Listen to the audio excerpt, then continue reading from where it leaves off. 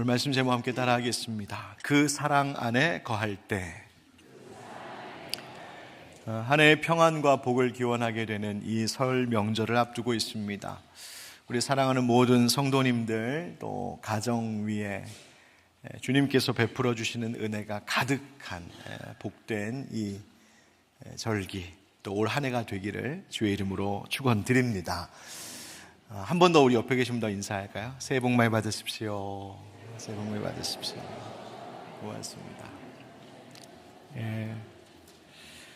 여러분 복 많이 받으면 좋으시죠? 예. 우리가 늘 인사합니다. 복 많이 받으십시오. 올해도 평안하길 바랍니다. 그런 인사 나눕니다. 진심 어린 마음을 가지고 그렇게 인사를 건넵니다.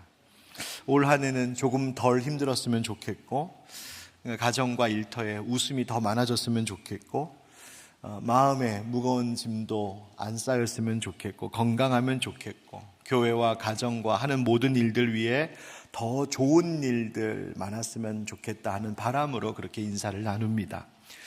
그런데 여러분 생각해 보셨습니까? 우리가 그렇게 바라는 평안, 복, 기쁨, 웃음, 번성, 형통, 이 좋은 것들은 다 어디서 오는 것일까? 오늘 그 이야기를 함께 좀 나누려고 합니다. 우리가 바라는 그 모든 것, 그래서 인사하는 그 모든 것들이 과연 어디로부터 오는 것일까? 그거 우리가 잘 알아야 올 한 해 그거 누릴 수 있지 않겠습니까? 여러분 요즘에는 휴대폰으로 이렇게 사진을 많이 찍잖아요. 사진을 어마어마하게 찍어놓고도 또 심지어 먹는 것마다 다 찍어놓고도 정작 이렇게 잘 보지는 않는 것 같기도 합니다. 그런데 예전에 저는 큰 집에 가면 꼭 하는 것 있었습니다. 아마 여러분들도 명절 때 가족들 모이면 그러지 않으셨을까 싶었는데, 저쪽 책장에 가득 꽂혀 있었던 커다란 앨범들을 가지고 나오는 겁니다. 그래서 앨범 꺼내다가 한 장 한 장 넘기면서 옛날 빛바랜 사진들 보는 재미가 있었습니다. 그거 지난 명절에서 와서 봤는데도 또 봐도 재밌습니다. 거기 보면 옛날 흑백 사진으로 제 아버지 어렸을 때 사진도 있었고, 친지들 어른들 젊으셨을 때 사진도 있고, 심지어 저 갓난 어렸을 때 아기 때의 사진도 이렇게 있는 거 보면서 참 재밌다 그러면서 막 웃었던 기억이 납니다. 요즘에는 사진 앨범 그런 거 잘 없는 것 같아요. 그런데 사진 이렇게 들여다보면서 어른들이 종종 이런 말씀하셨던 기억이 있습니다. 아유, 이때가 참 좋았는데, 참 힘들긴 힘들었었는데, 참 먹을 것도 없고 가진 것도 없고 뭐 좋고 편안한 것도 없었고 고생스러웠는데 그래도 이때가 참 행복했지, 뭐 그런 이야기 나누었던 어른들의 담소가 기억이 납니다. 그 빛바랜 흑백 사진 속을 가만히 들여다보면 거기에는 대단한 성공이 보이는 것 같지도 않고, 화려한 휘황찬란한 어떤 현실의 형편과 조건도 보이지 않는 것 같습니다. 그저 함께 웃고 있고 함께 돌보고 있고 함께 식탁에 둘러앉아 있었던 그런 모습들 뿐입니다. 그런데 세월이 한참 흐른 뒤에야 깨닫는 거죠. 우리가 진짜 행복했었던, 기뻤었던 것은 그런 환경 때문이 아니라 바로 그렇게 서로를 사랑하고 돌보는 가족의 사랑 안에 머물러 있을 때, 그 사랑 안에 있을 때에 그것이 진짜 기쁘고 행복한 것이었구나, 나중에서야 그렇게 깨닫게 됩니다. 오늘 본문에서도 예수님 말씀하십니다. 우리가 정말 바라는, 우리를 만족하게 하는 그 기쁨과 평안은 어디서 오는 걸까? 우리의 삶을 풍성하게 하는 그 복은 어디서 오는 걸까? 예수님은 그것을 위해서 이렇게 9절에 말씀하십니다. 아버지께서 나를 사랑하신 것 같이 나도 너희를 사랑하였으니, 그 다음 뭐라 하십니까? 나의 사랑 안에 거하라 하십니다. 우리가 그렇게 바라는 좋은 것들, 평안과 복과 기쁨과 형통함과 그 선한 좋은 것들이 다 어디에 있는가 봤더니 나의 사랑 안에 거하라. 예수님의 사랑 안에 그런 것 있다고 말씀해 주신 겁니다. 주님은 우리에게 더 행복해지고 더 기쁠 수 있도록 더 많은 것 가지라 그렇게 말씀하지 않으시고, 더 높은 자리에 올라가라 말씀하지 않으시고, 나의 사랑 안에 머물라고 초대하십니다. 결국 우리를 정말 살게 하는 것, 우리를 숨쉬게 하는 것, 우리를 풍성하게 하는 것은 삶과 환경의 조건들이 아니라 주님과의 사랑의 관계 안에 있다는 말씀이죠. 가정도 그렇지만 교회도 그렇습니다. 여러분, 제가 처음 정성진 목사님 교회에 부임하였을 때 목사님이 주기적으로 이런 설교, 이런 강조를 하셨던 기억이 있습니다. 교회는 말입니다, 사랑의 지수를 높여야 됩니다. 그런 설교였습니다. 제가 지난달 동안에 종종 말씀드리고 인용했었던 성장하는 교회의 8가지 공통점, 이 중에 마지막이 바로 이 사랑의 공동체인데 그것을 강조하셨어요. 뭐라고 말씀하셨냐면, 지능지수도 있고 감성지수 이런 것도 사회는 많이 말하지만 교회에서 가장 중요한 것은 사랑지수입니다. 사랑을 얼마나 많이 느끼고 경험하는가, 이것이 중요합니다라는 거예요. 그러면서 성도들이 교회 생활이 안정되고 교회 생활이 흔들림이 없으려면 그런 성도들과의 좋은 사랑의 관계를 많이 유지해야 되는데, 최소한 적어도 6명의 사람들과 좋은 친밀한 교우의 관계를 가지면 교회를 떠날 일이 없다 그러셨습니다. 왜 6명이냐? 왼쪽에 1명, 오른쪽에 1명, 앞에 1명, 뒤에 1명, 위에 1명, 아래에 1명, 그렇게 싹 감싸면 떠날래야 떠날 수가 없다고 그렇게 설명해 주셨어요. 그러면서 적용하시기를, 그럼 6명 어떻게 만들까? 목장에서 2명, 내가 봉사하고 사역하는 팀과 부서에서 2명, 남선교회나 여전도회 같은 자치회에서 2명 이상만 내가 친밀한 관계를 갖고 마음을 나누고 신앙을 나누면 그 성도는 떠날 일이 없다는 거예요. 여러분 한번 잘 생각해 보세요. 지금 여러분 목장 안에 여러분과 친밀한 관계를 가지고 계신 2분이 계십니까? 또 여러분들 봉사하고 사역하는 그 팀과 부서에 2명 이상의 친밀한 분이 계세요? 여러분 남선교회 여전도회에 속한 곳에 친밀한 2분 이상 계십니까? 난 몇 남선교회인지도 잘 모르고 계세요? 여러분, 그것이 있어야 교회 생활하면서도 흔들리지 않는다는 거예요. 왜? 그것이 사랑이기 때문에.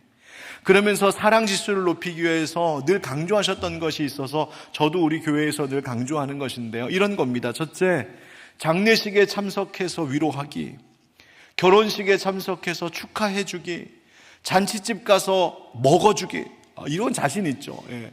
또 음악회나 전시회 같은 데 가서 박수 쳐주기, 성도들이, 우리 교우인들이 하는 그런 좋은 일에서, 여러분 이 일들 대단한 것 아닌 것 같지만 중요한 일입니다.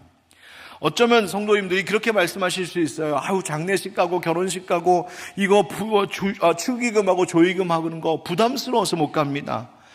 아니요, 그거보다 더 중요한 것이 있다고 늘 말씀하셨어요.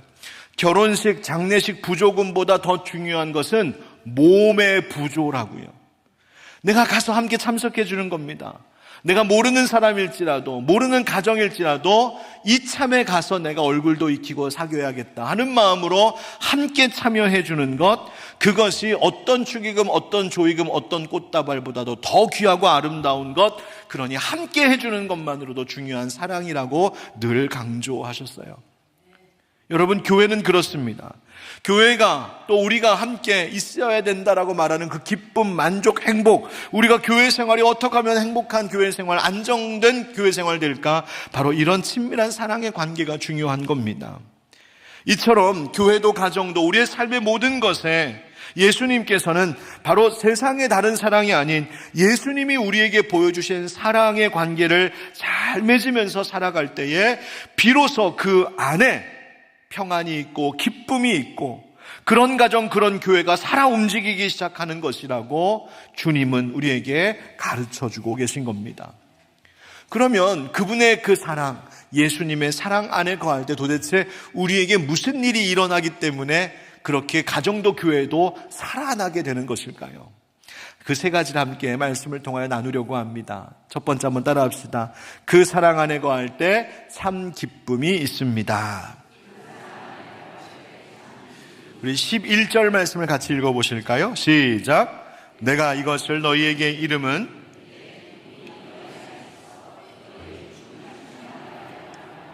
아멘. 예수님께서 내가 너희를 사랑한 것처럼 너희도 사랑하라 라고 말씀하시면서 내가 너희에게 이 계명을 말하는 이유가 있다고 하시는데, 그 이유가 너희의 기쁨을 충만하게 하려고, 우리 기쁨이 메마르지 않게 하시려고 예수님이 이 말씀하신다는 겁니다. 그런데 그 기쁨이 어떤 기쁨인가 보았더니 주님께서는 단지 그냥 기뻐하라 말씀하지 아니하시고 내 기쁨, 그러니까 예수님의 기쁨이 너희 안에 있을 때에 너희는 충만한 기쁨을 경험한다고 말씀하십니다.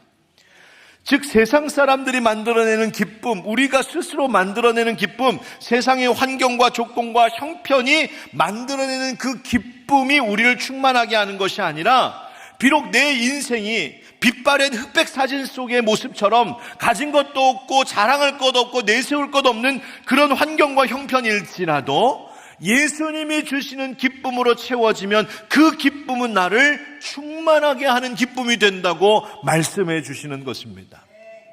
도대체 예수님이 주신 기쁨은 어떤 기쁨이길래? 여러분, 예수님께서 지금 이 말씀을 하고 계신 그 상황을 한번 생각해 보면, 지금 이 말씀은 예수님이 이제 곧 십자가에 붙잡혀 그 십자가 죽음의 길을 가셔야 되는 그 밤이 다가오고 있는 때였습니다. 예수님이 이 말씀하실 때 앞에 있던 12 제자들 중에 한 사람은 예수님 배신할 생각을 지금 하고 있었고 준비하고 있었고, 다른 제자들은 조금 있으면 다 도망가서 흩어질 상황이었습니다. 예수님은 체포당하시고 이제 고난당하시고 십자가에 못 박혀 죽으실 그 십자가의 길이 점점점 다가오고 있는 때였습니다. 인간적으로 보면, 상황과 환경적으로 보면 기뻐할래야 기뻐할 수 없는 때였습니다. 그런데 예수님 뭐라고 하십니까? 내 기쁨이 너희 안에 있기를 바란다고. 예수님에게 기쁨이 있으셨다는 거예요. 도대체 어떻게 기뻐하실 수 있었을까?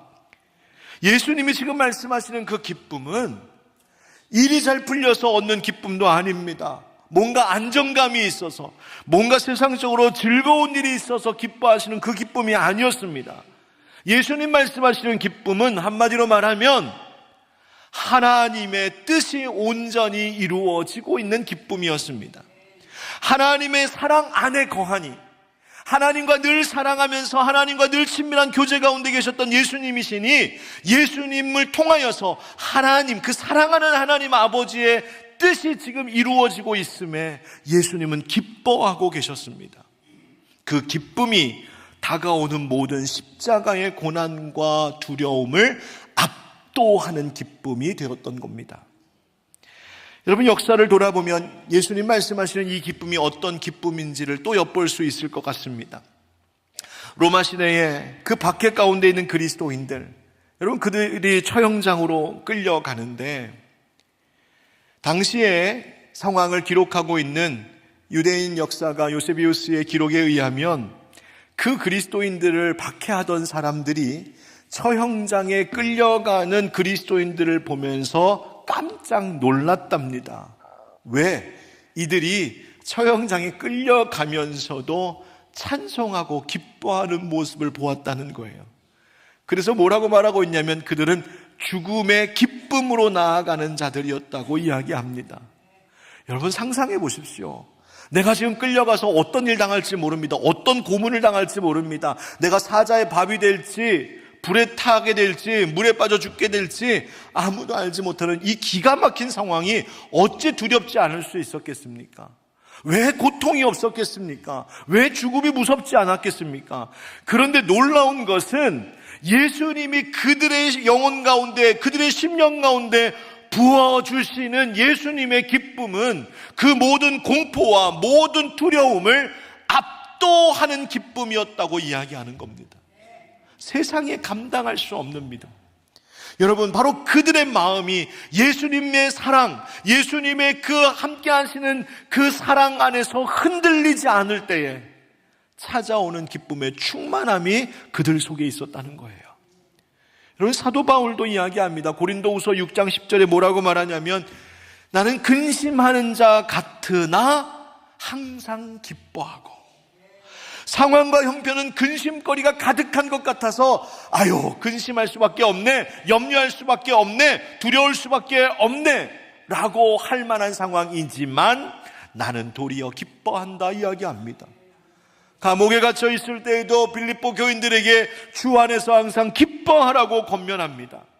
야고보 사도도 말하기를 여러 가지 시험을 당하거든 온전히 기쁘게 여기라 말합니다. 시험이 없어서 기쁜 것이 아니라 시험을 당해도 그것 때문에 오히려 우리는 기뻐할 수 있는 사람들이다라고 말하고 있습니다. 여러분, 고통을 즐기는 것을 말하는 게 아닙니다. 고통 속에서도 꺼지지 않는, 빼앗기지 않는 다른 차원의 기쁨이 그리스도의 사랑 가운데 거하는 자들에게는 있다고 말씀하시는 겁니다. 시편 기자도 이야기합니다. 시편 16편에 우리 한번 7절 8절 같이 읽어볼까요? 시작. 주께서 내 마음에 두신 기쁨은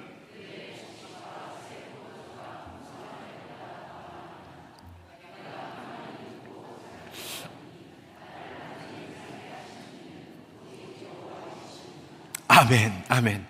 주님께서 내 마음에 두신 기쁨, 하나님 나에게 주시는 기쁨은 세상의 물질과 환경으로부터 오는 기쁨하고는 비교할 수 없는 것이라고 이야기합니다. 하나님이 나를 평안 가운데 눕고 자기도 하며 나를 안전하게 살게 하시는 하나님이시랍니다. 여러분, 세상의 웃음은 크고 화려하다가도 메아리처럼 금세 사라질 수 있습니다. 그러나 그리스도 예수께서 당신의 백성들에게 주시는 기쁨은 잔잔한 듯하지만 깊고 흔들림이 없는 기쁨입니다. 빼앗기지 않는 기쁨입니다. 눈물이 있어도 함께 존재할 수 있는 기쁨입니다. 고난이 있고 시험이 있지만 무너지지 않는 기쁨이 있습니다.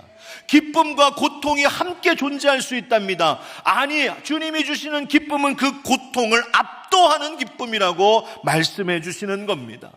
종종 사람들은 이렇게 쉽게 생각합니다. 이 문제가 좀 해결되면 나 그때 기쁠 것 같아. 나의 이런 환경이 조금 나아지고 편해지면 나 그때 기쁠 것 같아. 내가 조금 이전보다 작년보다 좀 모든 것이 나아져야 내가 기쁘게 이번 명절에도 친척들 만나러 갈 수 있을 것 같고 부모님께 인사드릴 수 있을 것 같아. 여러분, 아니요. 주님은 그것과 전혀 다른 길을 우리에게 보여주십니다.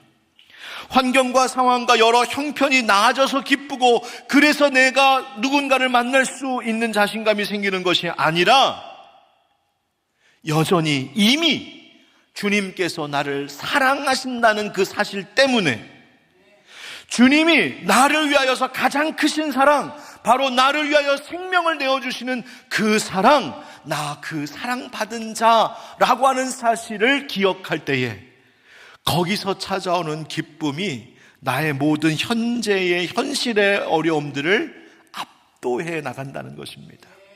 사랑하는 성도 여러분, 그 예수님의 사랑 안에 거할 때에 참 기쁨의 충만함이 있음을 잊지 마시길 주의 이름으로 축원드립니다. 그 기쁨만이 우리를 무너지지 않게 합니다. 하나님이 나를 사랑하시고 예수님이 나 때문에 나를 위하여 십자가에서 죽으셨다는 그 사랑의 확신만이 우리로 세상의 모든 파도를 이길 수 있게 합니다. 이것이 우리가 살 수 있는 조건이요, 이것이 우리를 숨쉬게 하는 이유인 줄 알고 어떠한 세상의 것이 아닌 오직 예수님 그 사랑 안에 의지하며 기대어 기뻐하는 우리 모두가 되기를 예수님의 이름으로 축원드립니다.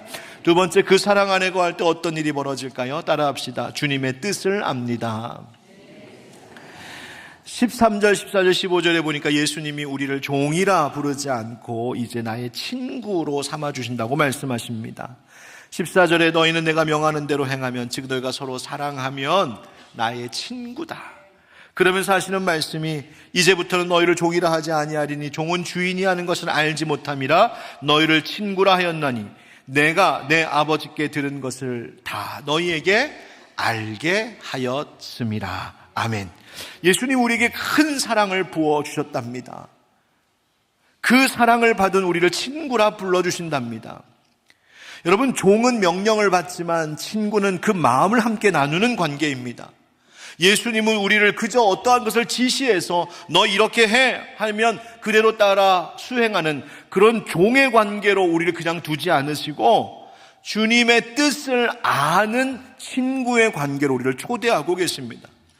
그러니까 주님의 사랑 안에 날마다 거하며 사는 사람, 주님의 사랑 안에 늘 그 친밀한 관계를 의지하고 예수님이 날 사랑하셔, 하나님이 날 사랑하셔, 이거 붙들고 살아가는 사람들은 하나님의 마음을 더 깊이 알아가게 된답니다. 마치 부부가 처음 결혼하면 사랑해서 결혼을 했는데도 잘 모르는 게 많습니다. 그래서 조금 살다가 난 당신이 이런 줄 몰랐어 막 그럽니다. 모르긴 뭘 몰라, 자기가 모르는 거지, 원래 그랬는데. 그런데 살면서 그 사랑이 깊어지면 더 깊이 헤아리게 됩니다. 나중에는 눈빛만 봐도 압니다. 말하지 않아도 압니다. 그것이 사랑의 깊어짐이지요. 서로를 더욱더 깊이 이해하고 헤아리게 되는 겁니다.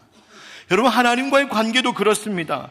그래서 야고보서 2장 23절에 보면 야고보 기자가 아브라함을 가리켜 뭐라고 말하냐면, 아브라함, 그는 하나님의 벗이라 칭함을 받았다, 이렇게 이야기합니다. 아브라함 하나님의 친구였답니다. 그래서 창세기 18장의 실제로 보면 하나님께서 소돔성을 멸하려고 심판을 계획하고 계실 때에 그 일에 대하여 내가 하려는 것에 대하여 아브라함의 숨김이 있겠느냐고, 내가 다 이야기한다고, 아브라함과 이거 같이 이야기한다고 하나님이 말씀하시죠.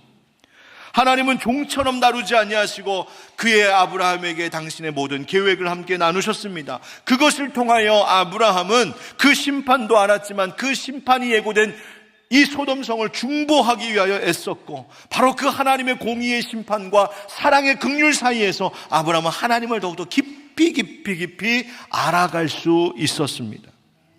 여러분, 우리와 하나님의 관계도 그러해야 할 줄 압니다. 그래서 시편 25편 14절에 시인은 노래하기를 여호와의 친밀하심이 그를 경외하는 자들에게 있으며, 즉 여호와 하나님을 경외하는 자들은 하나님과의 그 친밀함, 하나님과의 그 사랑의 관계 가운데 있다는 겁니다. 그런데 그들에게 어떤 은혜가 있느냐? 바로 그의 언약을 그들에게 보이시리로다. 이 말의 뜻은 하나님의 약속, 하나님의 계획, 하나님의 뜻을 하나님과 친밀한 사랑의 관계 가운데 있는 자들에게 나타내 보이신다는 겁니다. 여러분, 이것이 뭐가 되는지 아십니까? 바로 하나님의 뜻을, 진리를 분별하는 능력이 됩니다. 하나님의 뜻에 순종하며 살아가는 것이 무거운 짊어져야 될 짐이 아니라 내가 사랑하는 하나님의 기뻐하시는 일에 동참하는 그런 즐거움, 그런 행복, 그런 기쁨이 되게 하신다라는 이야기입니다. 빌립보서 1장 9절에 사도 바울이 기도하기를 내가 기도하노라 너희 사랑을 지식과 모든 총명으로 점점 더 풍성하게 하사 너희로 지극히 선한 것을 무엇하며? 분별하며, 하나님 뭘 좋아하시는지 무엇이 옳은지를 분별하게 하신답니다. 이 혼탁한 세상 속에서 뭐가 맞는 것인가, 뭐가 내가 가야 할 길이고 내가 무엇을 선택해야 되는가 자꾸만 헷갈리는 이 시대 속에 하나님의 사랑 가운데 늘 거하는 자, 예수님이 원하시는 대로 서로 사랑하며 살아가는 자들에게는 하나님이 뭘 원하시는지, 뭘 선택하며 가야 될지를 가르쳐 보여주신다는 겁니다. 그것이 삶의 기준이 되고 선택이 되는 것이죠. 18세기의 독일 경건주의자이면서 모라비안 선교운동을 이끌었던 진젠도르프라고 하는 이가 있는데, 모라비안이라고 하는 것은 체코 모라비아 지역에서 시작된 신앙 공동체를 이야기합니다. 하나 주님의 사랑, 또 하나님 사랑에 대한 신비한 경험들을 굉장히 강조하는 그런 경건주의 공동체입니다. 그런데 이 진젠드로프가 남긴 말 중에 유명한 이런 말이 있습니다. 내게는 오직 하나의 열정만이 있습니다.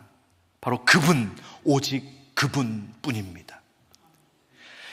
그는 열심히 사역했습니다. 그런데 그 열심이 단순한 헌신, 단순한 열심이 아니라 내 마음의 열정의 원인, 나의 안에 있는 거룩한 열정의 그 이유가 바로 주님 때문이랍니다. 주님 사랑하는 것, 그것뿐이랍니다. 그래서 그 주님을 향한 사랑이 깊어지고 깊어질수록 내가 무엇에 열정을 가져야 되는지, 내가 어떤 선택을 하며 살아야 되는지, 어떤 길을 가야 되는지 알게 하신다는 것이죠. 여러분, 그분의 사랑 안에 거하는 사람은 계명을 지키는 것뿐만이 아니라 하나님의 뜻을 점점 알아가는 사람이 됩니다. 그래서 기도도 달라집니다. 하나님, 나에게 이런 것 해주십시오라고 하는 어린아이 같은 기도가 아니라 주님, 주님의 마음이 무엇인가요? 이것이 주님의 뜻입니까? 제가 주님의 마음을 잘 헤아리고 있습니까? 정말 기도해야 될 것들을 기도하게 하십니다. 사랑하는 성도 여러분, 이제 새해를 시작하면서 올 한 해도 우리가 선택하며 가야 될 길들이 있을 것인데, 그때마다 정말 하나님이 원하시는 그 뜻이 무엇인지를 아는 주님의 좋은 친구가 될 수 있도록 모든 일에 하나님 사랑 의지하고 예수님 사랑 안에 거하며 살아가는 여러분 되시기를 주의 이름으로 축원드립니다. 세 번째, 그 사랑 안에 거할 때 어떤 일이 있을까요? 따라합시다. 열매가 있습니다. 오늘 16절 말씀 이렇습니다. 너희가 나를 택한 것이 아니오 내가 너희를 택하여 세웠나니 이는 너희로 가서 열매를 맺게 하고 또 너희 열매가 항상 있게 하여 내 이름으로 아버지께 무엇을 구하든지 다 받게 하려 함이라. 내가 이것을 너희에게 명하면 너희로 서로 사랑하게 하려 함이라. 아멘. 예수님께서 우리를 부르시고 구원하신 목적이 그냥 나 구원받고 끝나는 것이 아니라 그 구원받은 은혜, 그 구원받은 사랑을 가지고 가라 하십니다. 가서 열매를 맺으라. 그 열매를 맺는다는 게 뭘까? 바로 너희로 서로 사랑하게 하려 합니다. 내가 너희를 사랑한 것처럼 너희도 서로 사랑할 때 내가 너희를 구원한 그 목적이 참으로 이루어지는 것이라고, 사랑의 열매 맺으라고 말씀하십니다. 여러분, 행복한 가정, 건강한 교회 어떻게 만들어지고 세워지는 것일까요? 거창한 프로그램으로 되는 것 아니고 뭔가 화려한 외형이 갖추어질 때 되는 것 아니라 아무것도 아닌 것 같지만 작은 나를 통하여서, 서로를 통하여서 예수님의 사랑이 흘러갈 때에, 그 예수님의 사랑이 보일 때에 거기에 열매가 있고 그때의 가정과 교회가 살아납니다. 여러분, 사랑 안에 거하는 사람은 사랑을 흘려보내는 사람입니다. 나의 사랑 안에 거하라 말씀하신 예수님의 그 의미가 무엇이냐면 너를 통하여서 나의 사랑이 그 가정에, 그 교회에, 그 사람에게, 그 사회에 흘러가도록 하라고 하시는 말씀입니다. 그래서 사랑의 결실을 맺으라고 말입니다. 저는 지난 생일에 참 좋은 선물을 하나 받았습니다. 무슨 선물이냐면 너무너무 의미가 있는 모임에 참석할 수 있었던 선물입니다. 그 모임은 어떤 모임이냐면 제가 생일이었는데 죽음에 대해서 깊이 생각할 수 있게 하는 모임이었어요. 바로 우리 교회가 후원하고 또 함께하는 라이프 오프 기독교 자살 예방 운동, 거기에 정기 총회가 있어서 제가 이사하다 보니까 거기에 함께 참여하게 되었습니다. 자살에 대한 소식을 듣고 왔습니다. 요즘 얼마나 늘어났나? 우리나라가 뭐 자살률 제일 높다고 계속 뉴스에 나오죠. 우리나라가 자살률이 제일 높았을 때의 수치가 1년에 15,900명이었답니다. 그런데 가장 최근 통계 2024년 집계한 수가 15,000명입니다. 그리고 그 이후로 계속 늘고 있답니다. 15,000명이면 제가 계산해 보니까 평균 하루에 41명, 40명 이상이 매일매일 스스로 목숨을 끊고 있습니다. 청소년 자살률이 급증하고 있답니다. 그 모임에는 바로 그 자살 유족들이 함께 계셨고, 제가 그 자살 예방 운동에서 열심히 일하고 수고하시는 분들이 어떤 분들인가 봤더니 많은 경우가 가까운 가족 중에 바로 그와 같은 슬픈 일을 당하여서, 그런데 그럼에도 불구하고 하나님 치료해 주시고 위로해 주시고 사랑해 주셔서 받은 그 사랑 안에 거하며 가서 사랑의 또 다른 열매를 맺으려고 애를 쓰시는 분들, 참 귀하고 고마운 분들이었습니다. 혹시 여러분들 가운데에도 가족 중에 자살한 분이 계셔서 그것에 대한 상처와 아픔을 아직도 해결하고 치료받지 못하고 계신 분이 계시다면 도움의 노크를 하십시오. 저 찾아오셔도 좋습니다. 그러면 얼마든지 도와드릴 수 있는 길이 있습니다. 예. 그런데 그 모임에서 한참 귀한 분을 제가 만나서 알게 되었습니다. 오선화라고 하시는 상담가이자 작가 선생님이신데요. 이분이 쓰신 책이 있습니다. 청소년이라고 하는 우주라는 책입니다. 여러분, 우주 가보셨어요? 예? 우주 가보셨어요? 혹시 우주 끝에 뭐가 있는지 아세요? 예, 그 청소년들은 알 수가 없는 존재예요. 그렇게 큰 가능성을 가지고 있는 청소년들인데 그런 제목의 책을 쓰셨는데요. 이분이 어떤 분인가 보았더니 15년 넘게 청소년과 밥 먹는 사람으로 유명한 분이시더라고요. 그냥 길에 방황하고 있는 아이들, 자살 생각하는 아이들, 죽고 싶어하는 아이들, 실제로 죽으려고 했던 아이들, 그 아이들에게 야 치킨 먹을래? 그러면서 이야기 나누는, 요즘의 10대들을 가장 잘 이해하는 선생님이라고 유명한 분이시더라고요. 우리 교회도 한번 모셔서 귀한 강연 한번 들었으면 좋겠다 생각하고 있습니다. 그런데 그분이 이런 이야기를 들려주셨어요. 자기가 상담하는 친구 중에 이제 자살하려고 하는 친구들이 많으니까 10대 친구 중에 자기는 생일에 자살하겠다고 늘 얘기하는 아이가 있답니다. 생일날 자살할 거라고. 왜냐하면 자살한 다른 주변의 사람들, 친구들 보니까 가정이 1년에 2번 크게 슬퍼한대요. 한 번은 생일날, 한 번은 자살한 날. 그래서 2번 하면 너무 안 됐으니까 1년에 한 번으로 몰아갖고 슬퍼하게 하려고, 그래서 생일날 자살하려고 한답니다. 여러분, 그런 말 들으면 뭐라고 하시겠어요? 당장 물어봐야지. 생일이 언제냐고. 근데 얘기 안 해줍니다. 알 수가 없습니다. 생일을 말해주지 않습니다. 그래서 늘 노심초사 하는데 한 번은 어느 날 밤 12시가 훌쩍 넘었는데 밤에 그 친구로부터 전화가 왔더랍니다. 펑펑 울면서. 그러면서 뭐 하는 말이, 선생님 저 어제 생일이었어요. 그 얘기 무슨 말이에요? 나 좀 전에 죽으려고 그랬었어요. 죽었다는 거예요? 안 죽었다는 거예요? 아직 안 죽었으니까 전화가 왔지. 어떻게 된 건가 했더니 자살하려고 한강 다리 위에 올라가서 밑을 싹 내려다 보니까 억울한 마음이 들더랍니다. 나 생일 축하 한번 제대로 못 받았는데. 자기 오늘 생일인데 아마 어떤 환경인지 정확하게 알 수는 없지만 누군가로부터 생일 축하 한번 제대로 받을 수 없었던 그런 환경과 상황이었던 것 같습니다. 너무 억울한 마음이 들어서 이대로 죽어도 되나 하다가 보니까 옆에 생명의 전화가 있는 거예요. 그래서 전화를 딱 들면 저쪽에 상담가가 바로 받거든요. 24시간. 딱 받자마자 이랬답니다. 저 오늘 생일인데요. 저 오늘 죽을 거예요. 여러분, 만약 그런 전화를 대뜸 받으면 어떤 반응 보이시겠어요? 왜 죽어요? 그러지 마요. 지금 어디예요? 막 그럴 거 아니에요. 근데 역시 전문가는 전문가이신가 봐요. 그 말을 딱 듣고는 오늘 생일이라는 말을 딱 캐치해서 바로 이렇게 응하셨답니다. 어머, 오늘 생일이에요? 축하해요. 제가 생일 노래 불러드릴게요. 생일 축하합니다. 생일 축하합니다. 수화기 너머로 얼굴도 모르는 분으로부터 들려오는 생일 축하 노래를 들으면서 이 아이가 가슴이 녹아내린 거예요. 그리고 펑펑 울고 그날 밤을 넘긴 거예요. 여러분, 저는 이 이야기를 들으면서 깨달았습니다. 누군가의 생명을 살린다는 것이 그렇게 대단한 일을 해서 하는 것이 아니구나. 작은 사랑의 실천, 그저 얼굴 모르는 한 아이를 안타깝게 여겨 그 아이를 위해서 생일 축하 노래 한번 불러주는 것으로도 생명 살릴 수 있구나. 그래서 마더 테레사가 남긴 유명한 말이 떠올랐습니다. 마더 테레사가 이런 말을 했어요. 우리 모두가 위대한 일을 할 수 있는 것은 아니지만 우리는 작은 일들일지라도 위대한 사랑으로 그 작은 일들을 할 수 있습니다. 어떤 극적인 대단한 사건, 역사의 한 획을 긋는 대단한 일 아닐지라도 그저 한 사람을 향한 작은 사랑, 생일 축하 노래 불러주는 것과 같은 그 아무것도 아닌 것 같은 그 일을 내가 오늘도 하고 반복해서 하고 누군가를 위해서 할 때에 그것이 거대한 사랑의 열매가 될 수 있다는 거예요.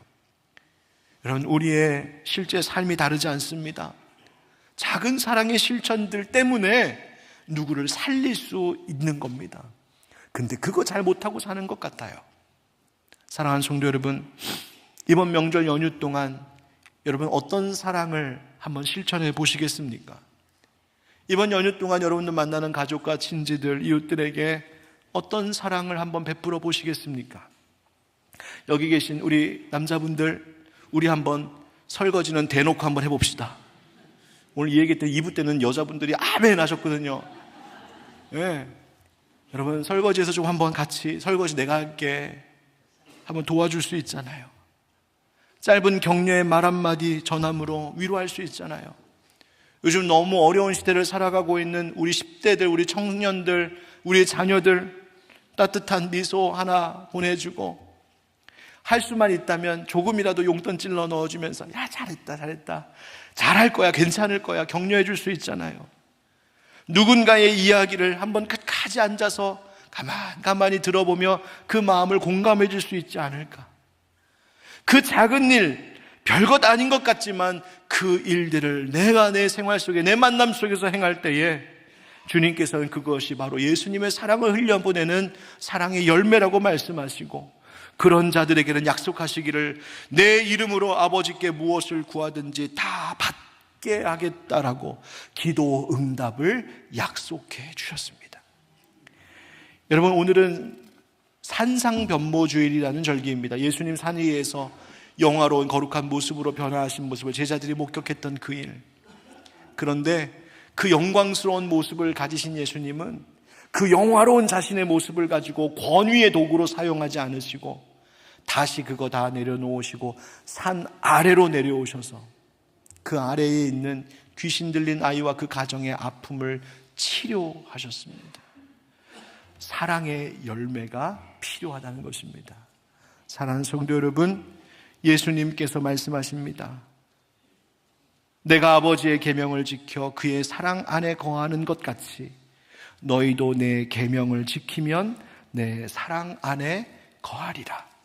사랑하는 성도 여러분, 이번 명절 기간, 연휴 기간, 또 새롭게 주신 이 올 한 해 동안에 우리의 삶의 자리에서 늘 주님의 사랑만을 기대하고 의지하고 그 안에 거함으로 주님이 주시는 충만한 기쁨 누리시기를 예수님의 이름으로 축복합니다. 또 그 사랑 안에 거함으로 주님의 뜻이 무엇인지를 깊이 헤아리는 자들 되시기를 축복합니다. 그리고 사랑의 실천을 통하여 풍성한 열매 맺어 우리를 통하여서 사랑의 공동체, 가정과 교회와 이 사회를 이루어가는 그런 사랑의 그리스도인들로 다시 일어서는 우리 모두가 되기를 예수님의 이름으로 축원드립니다.